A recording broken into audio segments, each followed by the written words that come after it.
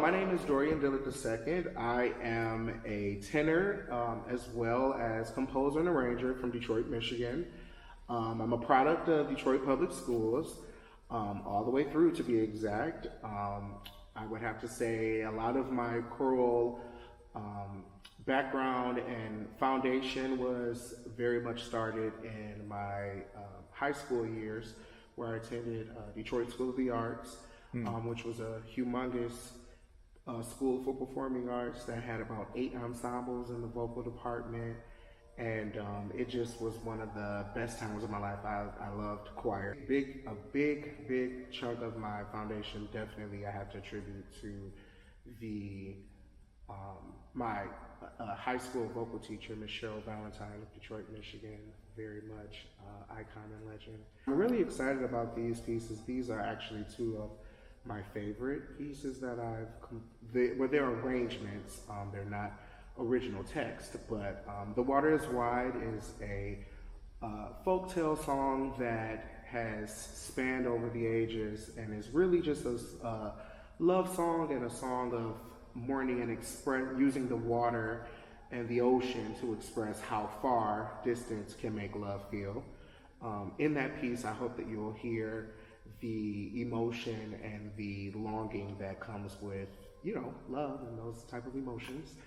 The next piece is a Negro spiritual entitled Pomona, which is based off of the spiritual Poor Mona's Got a Home at Last.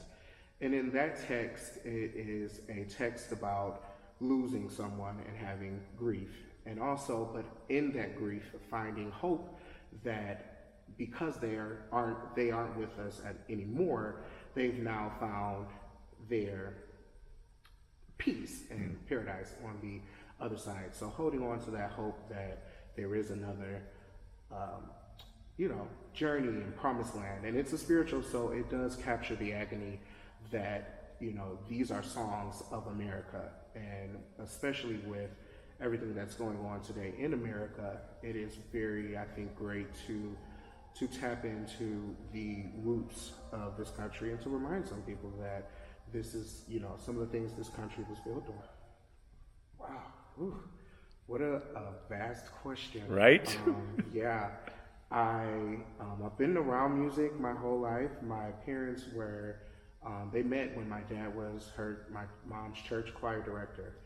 And they were in a choir together, a community choir together. And in that community choir, I remember being this high, looking up to people singing and dancing and making music. So my whole life, we always went to musicals, gospel concerts, church services that were literally set with 10 choirs on the program, and it's 3 hours long, and it's extremely hot, and the church is packed to the brim. Like, I remember those days, and I'm only 32 years old, so I think to have gotten a taste of all of that moment in the 90s, from the late 80s of Detroit music, where so many now we hail as legends were, just doing their thing, just making their way and making their career. So I think to have grown up in that and now see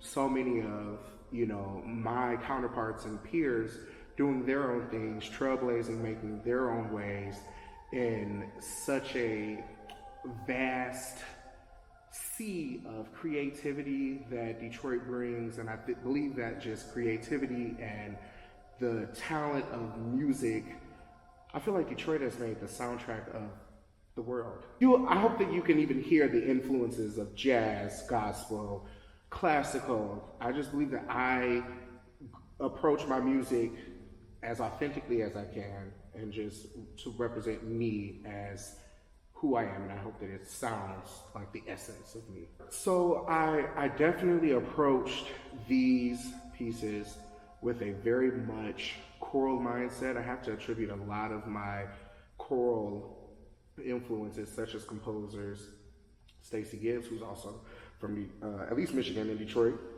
Moses Hogan, Harry T. Burley, William Levi Dawson, Brandon Waddles, and that's one of he's not that far removed from me because he's from Detroit as well. Alvin Waddles, so many composers, music that I've sung in high school, and that's why I attribute so much to my high school choir director, because she made us sing different music and sing and learn and sight read a lot of different music. So I think that being able to sample all of that, and it just kind of encapsulates who I am by me presenting, being inspired by seeing how they presented as themselves to just present as myself. Oh man, I would hope to have accomplished in those 10 years. I would hope to have accomplished in those 10 years to reach the level of success that was always predestined for me. And I want to not only allow my music to now be heard around the world, I hope to be at ACDC, not ACDC, ACDA. ACDC was last week. They was here last week, but ACDA choral conventions, and just people enjoying as a composer, from a composer standpoint, just enjoying it for the way I enjoy it.